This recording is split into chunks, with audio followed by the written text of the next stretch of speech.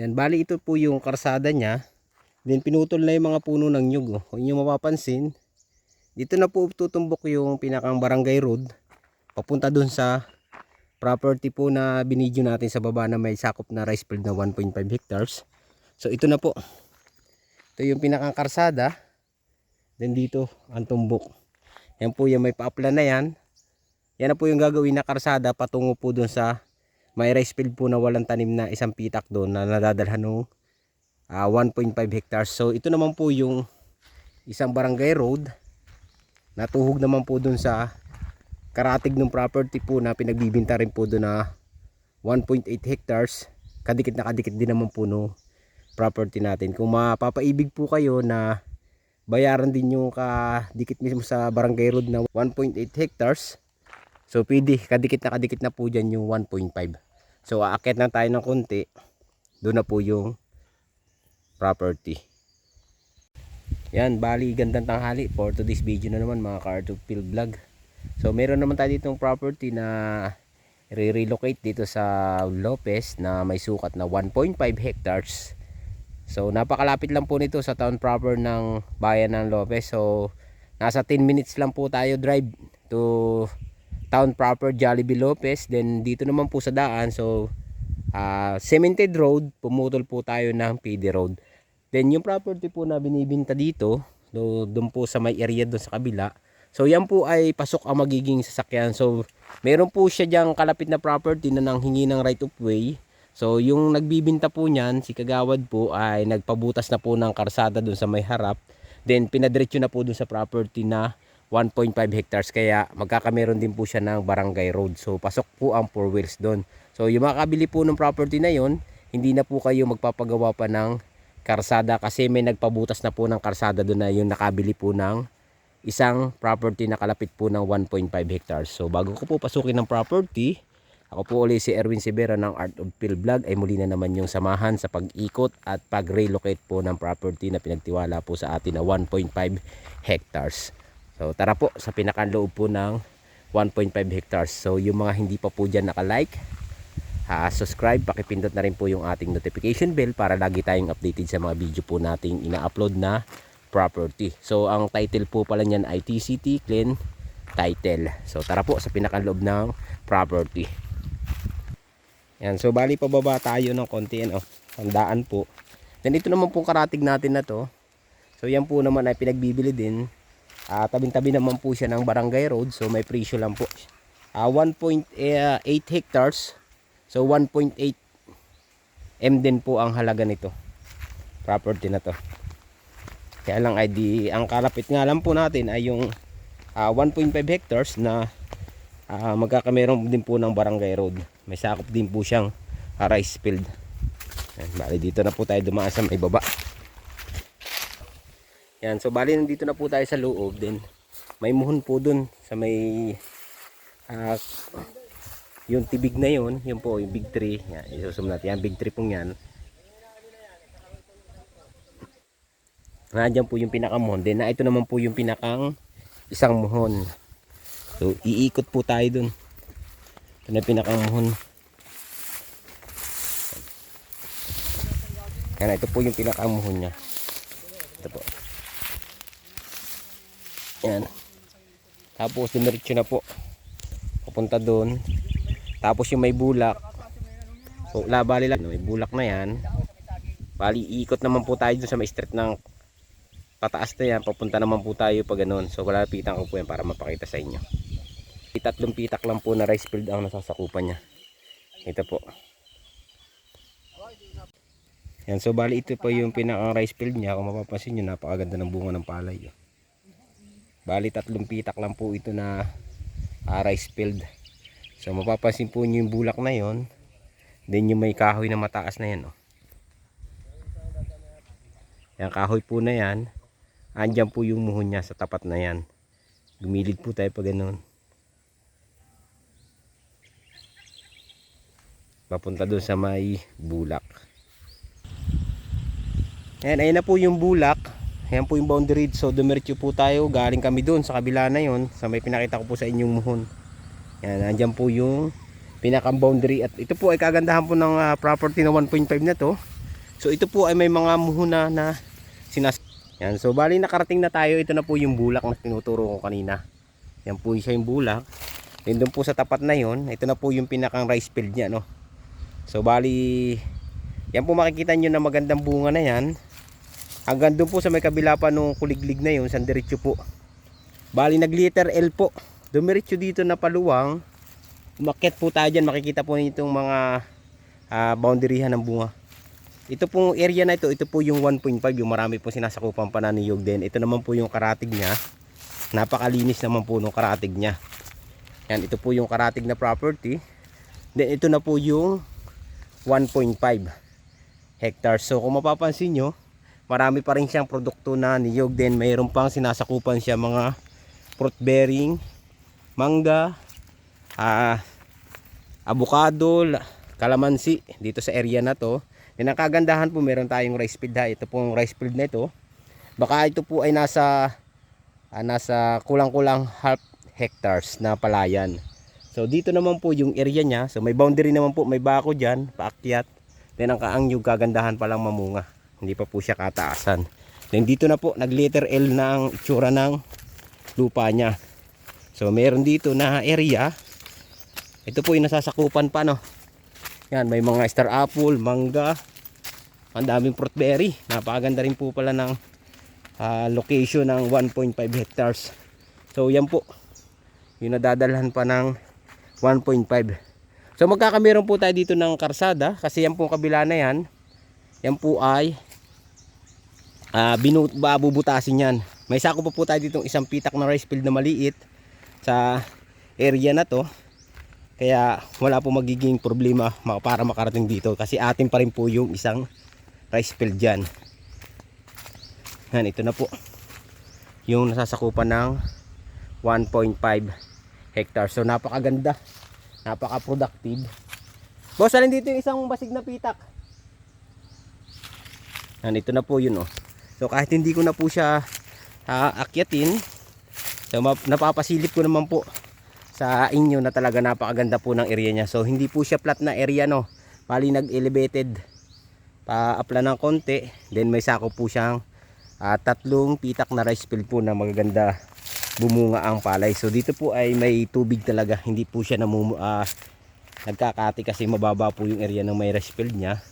So maganda po ang bunga. So ito na po yung pinakang nyugan na area. Yan, dito po sa area ng property na 1.5 na to, so hindi po tayo maliligaw kasi ito po ay may mga muhon. Ito po ay bagong pa-relocate lang, baka nasa 3 years pa lang ito na sukat. Yan ang kagandahan po, may mga muhon at may mga sukat na po. Ito may mga bidewire na po siya dyan, makikita natin sa karatig. So dito, yan po may taas na yon, may boundaryhan na po tayo dyan, may palatandaan na po yan. Ito na po yung property na iniikot ko. Ito po yung nadadalhan pa ng 1.5. Dito naman po sa kabila, so may bakod na rin po dyan. Mapapansin natin dito, meron tayong kawayan pang paggawa ng bahay kubo. Yan, kawayan. May mga hardwood naman tayo magagamit dito para magamit nating pang bahay. Pwede rin po magputol ng ilang puno ng nyug pang paggawa ng bahay kubo. So meron dito chiko, napalaking fruit bearing chiko. Ito pa po, sasakupan pa itong area na to. So may source ng tubig dito sa area na to, kaya hindi tayo mamumroblema, mababaw po, may pagkukunan tayo ng tubig. Ang electricity naman po napakalapit na rin po. Maganda pala dito. Yan po yung nadadalhan pa ng 1.5 hectares. So ito naman po ay binibinta rin ni seller ng 100 pesos per square meter. So pwede naman po siguro tayong tumawad pagka talagang sure buyer tayo. Doon na lang tayo makipag-negotiable pag talaga pong gusto po talaga na bawasan ng presyo. Yan, ito po yung nadasakupan pa area na to. Napakaganda po talaga ng reality ng property. Yan, batlan. Yan, tapos magkakameron pa tayo ng barangay road dito sa mismong papasok sa property. So may right of way na po talaga bigay sa atin. Yan, napakaganda po. Ito po ay 1.5 hectares na pinabibinta po sa atin ni seller na 100 pesos per square meter.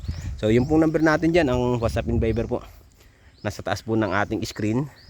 So inyo pong pwedeng i-message yan para ma-contact po nyo kami.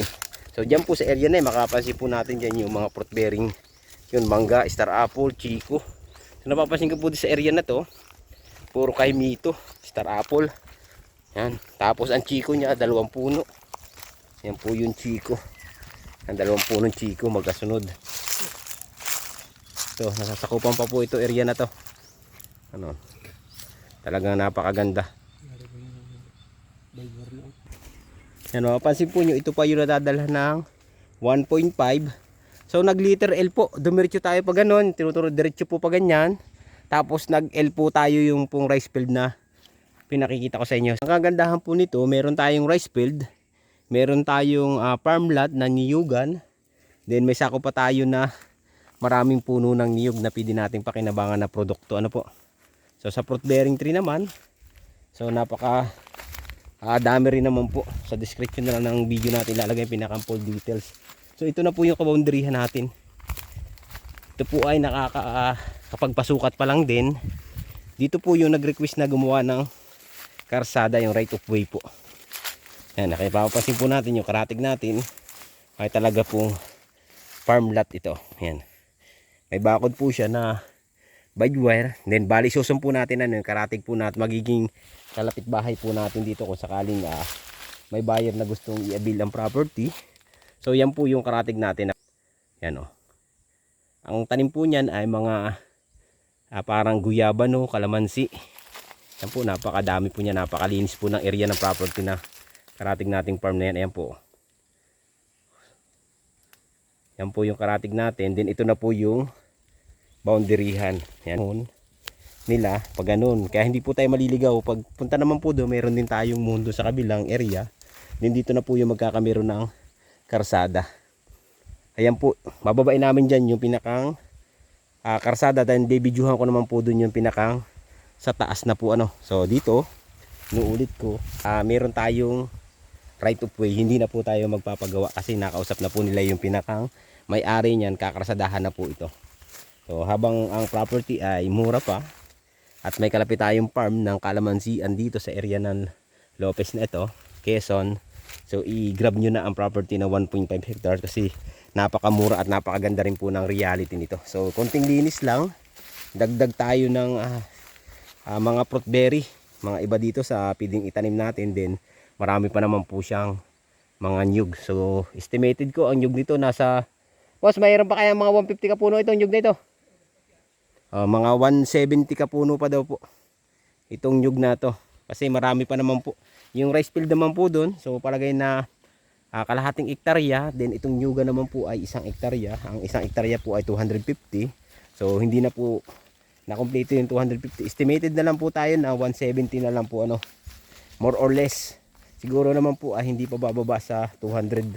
Sa 170 itong nyug nito kasi ang estimated po ng bilang ng nyug sa 1 hektarya ay 250 puno. Tara dito yung yung karsada dito kaya dikit na isa. Bali papasilip ko rin po sa inyo yung pinakasasakupan pang isang rice field para makita po ninyo talaga diyan na dito po ay makapasok ang 4 wheels ano. Kaya napakaganda po ng property na to kasi meron ka ng investment na property na ganito, meron ka pang rice field na pwede mong pagtaniman ng palay, then meron ka pang nyugan na pwede mong paglukaran at pagkuhaan ng buko. So napakaganda po kasi meron na tayong karatig dito na farm. So dito po sa area na to ay hindi po kalayuan ito sa bayan. So napakalapit pa rin po nito sa town proper po ng bayan ng Lopez. So pag meron ka po ditong 4 wheels or single na motor, so panalo na po. Yan. Ang laki na ng fruit berry dito. Yan po, manggang kalabaw. Ang fruit bearing tree dito, merong kamyas. Pero star apple po. Ang talagang nakikita kong karamihan dito. Yan, laki manggang kalabaw nito. Po, manggang kalabaw. Medyo salubong tayo sa araw. So dito na po. May tanda na ito. Yung pinakang karsada dito na gagawin. Yan po, pinipiston na naglalakad na yun. Yan na po yung pinakang gagawing karsada. Ito ito na po yung pinakang property. Inikot po natin pa ganyan. Yan po yung nadadalhan pa ng ating 1.5. Then ito pong isang hindi na tinataniman na rice field na to. So yan po yung magiging nating karsada. Kung sa bakali hanggang doon pa po sa may area na yan, ating pa po yung tabihan na yan. Yan po tinuturo kong tabing yan. Then ito na po yung nag-request na farm ng karsada. Kaya kunting-kunti na lang po, may idugtong na natin kasi ating pa naman po itong harap na to. Ating kasamahan pa ng 1.5 yan.